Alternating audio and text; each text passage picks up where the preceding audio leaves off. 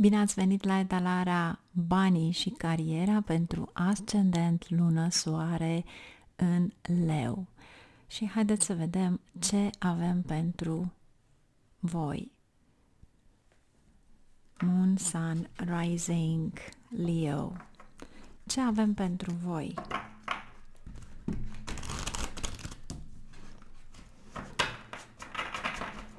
Cum veți sta cu banii, cariera?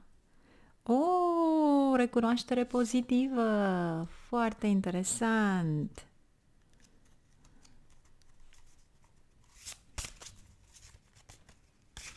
Deci, planurile tale lucrează perfect, niște idei briliante, mesagerul de acțiune, este un timp foarte bun acum, 5 al gândirii, deci ce gânduri avem aici, iar aici avem asul de emoție. Va trebui să dai frâu liber intuiției aici și experienței pe care o ai. Haideți să vedem mai întâi energia aceasta care mi se pare un pic cam negativă, dar nu este neapărat negativă, dar vrea să-mi spună ceva. Este ca și cum ești pus în niște încercări, ai senzația că nu poți să treci peste ele, am senzația că se repetă ceva care poate a mai fost cândva, dar parcă aduce, n-ar spune drama în viața ta, dar aduce ceva care nu-ți place, nu-ți face plăcere și se repetă pentru că trebuie să iei o altă direcție în viața ta. Și de fiecare dată când se repetă acel lucru, tu trebuie să înțelegi că trebuie să schimbi ceva. Dacă se repetă, înseamnă că tu stai pe loc. Ce vrea să-mi spun aici? Cavalerul de bute, asul de cupe, 4 de bute.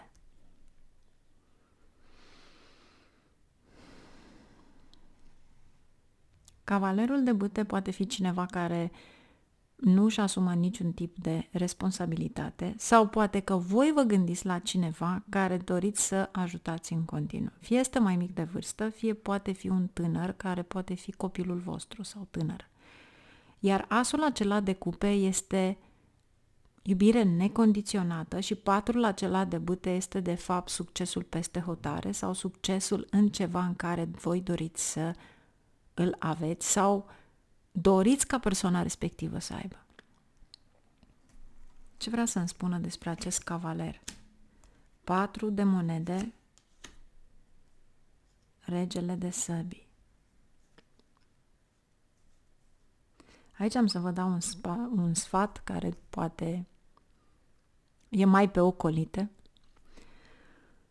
dar dacă doriți ca o persoană anume care nu are timpul sau nu are vârsta la care să se gândească că există divinitate și nu dorește să împărtășească gândurile sau să se sfătuiască cu voi, eu personal v-aș recomanda în momentul în care faceți o rugăciune pentru voi, dacă o faceți, bineînțeles, în fiecare zi,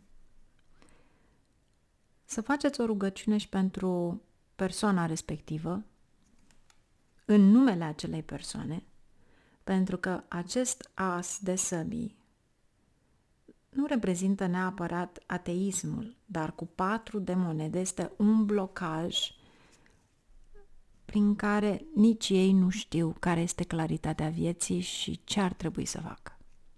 Și în momentul în care vă dați seama că de fapt persoana respectivă nu știe calea sau vreți să-l ajutați, este bine să faceți ceva pentru ei, necondiționat, fără să cereți absolut nimic. Nu aveți dreptul să cereți în numele altcuiva nimic, ci pur și simplu să vă oferiți voi rugăciunea respectivă către Dumnezeu.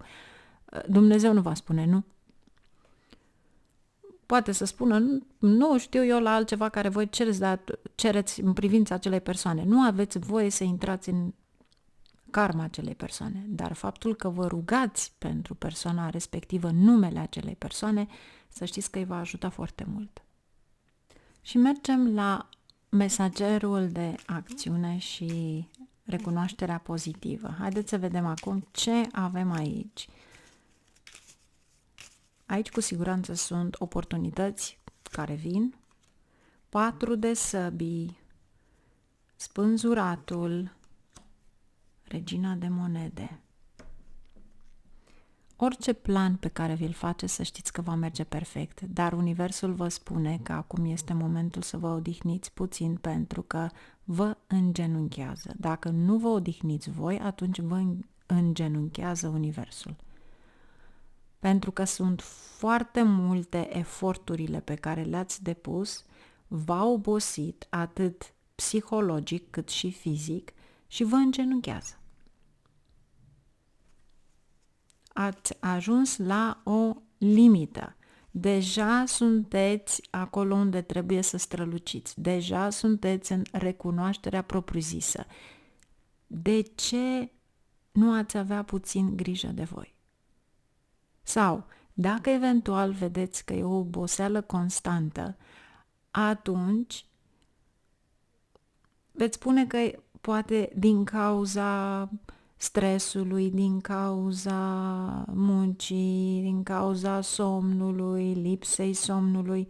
Din start vi se spune patrul acesta de spade pentru că trebuie să aveți grijă de voi. Trebuie neapărat să aveți grijă de voi. Nu vă cere nimic altceva decât să vă odihniți.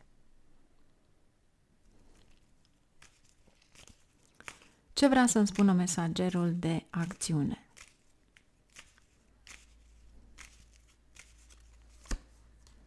Trei de spade, 5 de cupe, luna,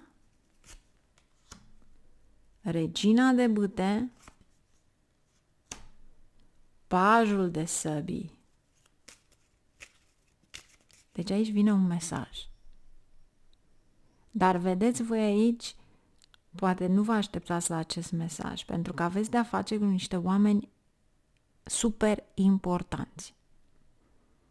Aveți niște conexiuni cu oameni foarte importanți. Pentru unii dintre voi. Nu uitați, este o etalare generală. 9 de bâte. Da, e posibil să aveți de-a face cu cineva din guvern, cineva care poate v-a oprit niște documente și mesagerul acesta al acțiunii și pajul vă ajute să aflați aceste lucruri și pentru că ați așteptat, nu au mers niște documente sau o înțelegere sau ceva care voi așteptați, acum turnul, diavolul, 7 de spade, luați altă tactică. Niciodată nu v-ați folosit de oameni importanți. Ei bine, acum, pur și simplu, incredibil, neadevărat, dar să știți că vă veți folosi de cineva. Toată lumea s-a folosit de voi, acum a venit momentul să vă folosiți voi de ei. Posibil să fie legat de un pământ, posibil să fie legat de ceva la care nu ați putut ajunge, ați avut foarte multe obstacole. Să clarificăm această energie negativă. Regina de cupe, 6 de spade. Se va face acel tranzit, cu siguranță. Și pajul de monede. Posibil unii dintre voi doriți să deschideți ceva nou. Și au stagnat toate actele, au stagnat peste tot, au fost niște piedici non-stop. Ei bine, acum vă folosiți de niște oameni importanți pentru a rezolva probleme pe care alții le-au lăsat baltă. Asta este. Și cineva vă cere doar răbdare. Vedeți, aici aveți cucuveaua. Cineva înțelept va avea grijă să vă ajute. Iar pentru unii dintre voi, poate ideea care o aveți este ceva din copilărie, de când erați copil. Și acea idee merge. Este incredibil de bună. Dar depinde acum dacă într-adevăr va merge. Iată răspunsul. Împărăteasa. Pentru unii poate fi deschiderea unei grădinițe, unui parc de copii, ceva ce ține de copii. Și va aduce abundență. Aici aveți asul de emoții, aici aveți imaginea pentru copii, aici este moarte, renaștere, schimbare totală cu treiul acesta de cupe.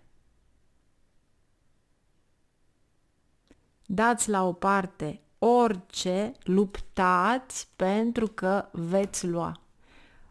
Cinciul ăsta de bâte favorizează lupta respectivă. O așteptați de mult. Răbdare. Va veni. Și când va veni, va fi imediat față în față cu voi. Dar cu siguranță, în momentul în care veți cere ajutorul, va veni. Atunci când veți simți că, de fapt, parcă nimeni nu vă mai ajută, parcă toate s-au închis toate drumurile, ei bine, atunci încep să vină. Și e posibil să fie, într-adevăr, cineva cu o poziție mare. Aveți și cartea Scorpionului și aveți și regina de cupe care este Scorpionul. Poate este ascendent lună, soare în Scorpion sau poate este cineva care știe să țină un secret și care în secret vă ajută. Pentru că acea persoană vă este datoare. Dar nu datoare acum în viața asta. Nu, din altă viață. Și vă ajută pentru că îi place de voi, dar nu realizează care este conexiunea. Foarte frumoasă etalarea voastră. Numai bine, la revedere și ne auzim. Zâmbiți mai mult!